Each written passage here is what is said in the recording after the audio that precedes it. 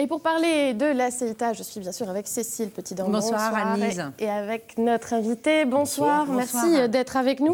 Alors comme on le disait, c'est vrai qu'aujourd'hui il y a eu pas mal d'actualités pour l'usine CEITA.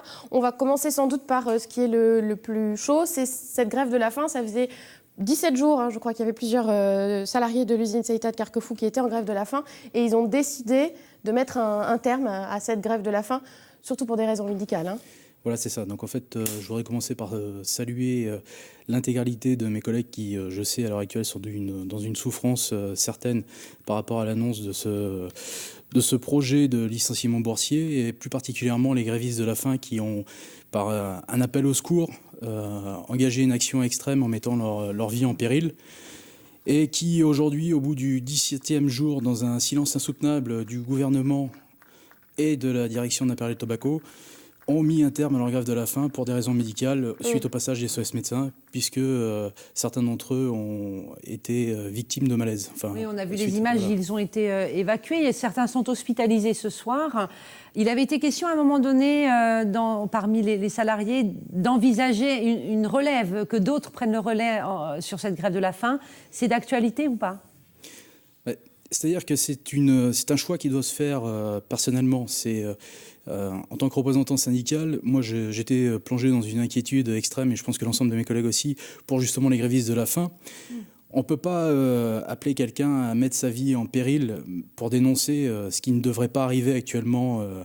Aujourd'hui, laisser des groupes financiers faire davantage de profits en délocalisant par le dumping social, en voulant baisser les salaires au niveau local.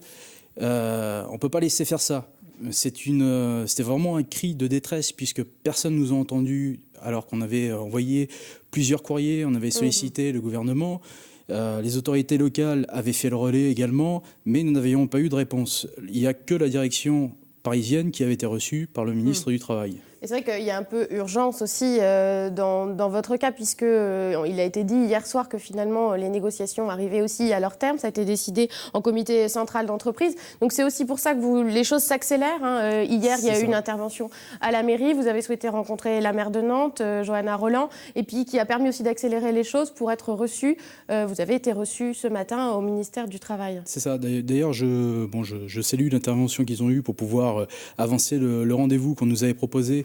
Parce qu'on a pris ça comme une mauvaise blague au départ, parce que le cabinet de M. Rebsamen nous avait proposé un rendez-vous pour vendredi, sachant ministre du Travail, c'est ça complètement, sachant que le PSE doit ou non être acté, voilà, c'est ça, qui porte très mal son nom d'ailleurs, mais qui devait être acté normalement aujourd'hui ou pas, en fonction de la signature ou pas des organisations syndicales. Donc le combat n'est pas fini.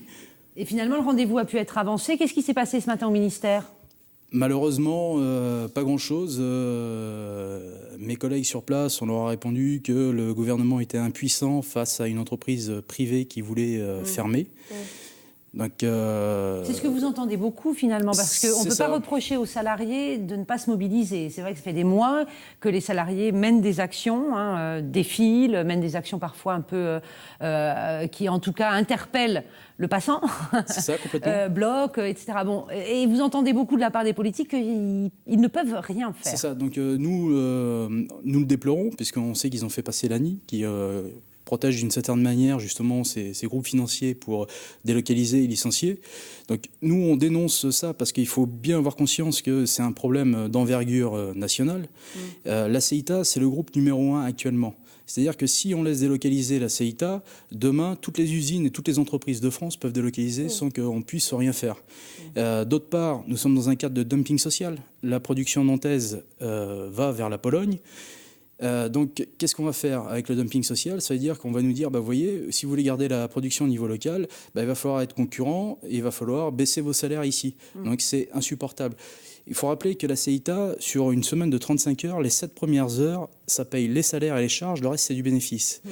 C'est 40 000 € par salarié mensuel de dividendes aux actionnaires. Et là, on ferme pour faire encore plus de profit. C'est bien ce qui est incompréhensible aussi dans ce dossier. Voilà, c'est que c'est une entreprise qui se porte bien, qui fait des bénéfices. Vous le disiez, c'est même la première entreprise de vente totale au niveau national. Et pourtant, elle licencie. C'est aussi ça que vous avez envie de montrer du doigt. Donc, on va peut-être venir à ce fameux rapport qui a été évoqué par nos confrères de France Bleu Loire-Océan ce matin, que vous avez commandé au niveau du comité d'entreprise locale.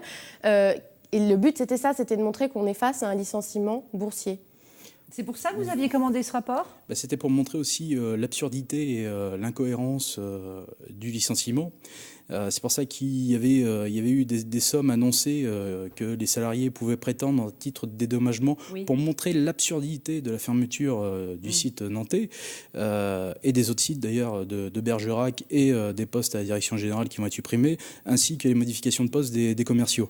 Donc en fait, c'était pour montrer que chaque salarié licencié pouvait prétendre à un dédommagement d'1 million d'euros par personne.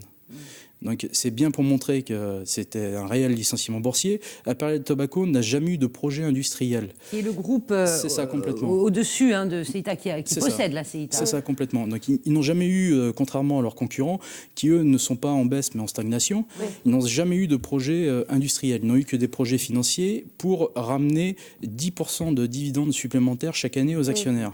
Ce rapport, c'est vous qui l'avez commandé. Vous pensez en faire quoi aujourd'hui de ce rapport? On sait qu'il y a une action qui est pendante. Vous avez engagé un avocat pour contester le plan de sauvegarde de l'emploi devant le tribunal de grande instance de Nantes. C'est une pièce de plus dans votre dossier? Non, en fait, c'est l'ensemble des organisations syndicales qui l'avaient mandaté via le CCE et le CE. Et donc, en fait, c'était pour démontrer qu'il n'y avait pas que la CEITA n'était pas en mauvaise santé financière.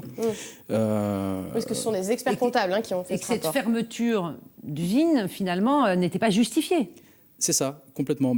On a pu déjà nous l'alerter avant qu'il y ait ce rapport.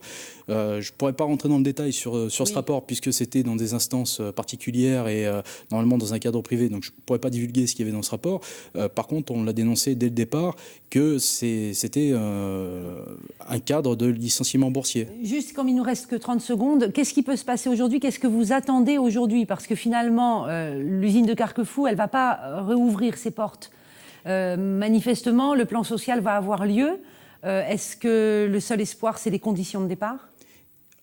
Nous avons des actions en justice d'engager, donc ça va être un de nos recours et nous resterons mobilisés pour éviter un nouveau drame, une nouvelle casse sociale. De nouvelles actions sont prévues? Il va y avoir une assemblée générale pour pouvoir s'organiser, se mobiliser et ainsi essayer de lutter à la destruction de nos emplois qui impactent aussi nos familles et qui est intolérable dans un contexte économique actuel. Plus de 300 personnes, on ne l'a pas rappelé, mais c'est ça, sur Carquefou. Complètement. Merci beaucoup et on suivra bien sûr ce dossier, on reste attentif sur Télé Nantes. Merci Cécile, à tout à l'heure.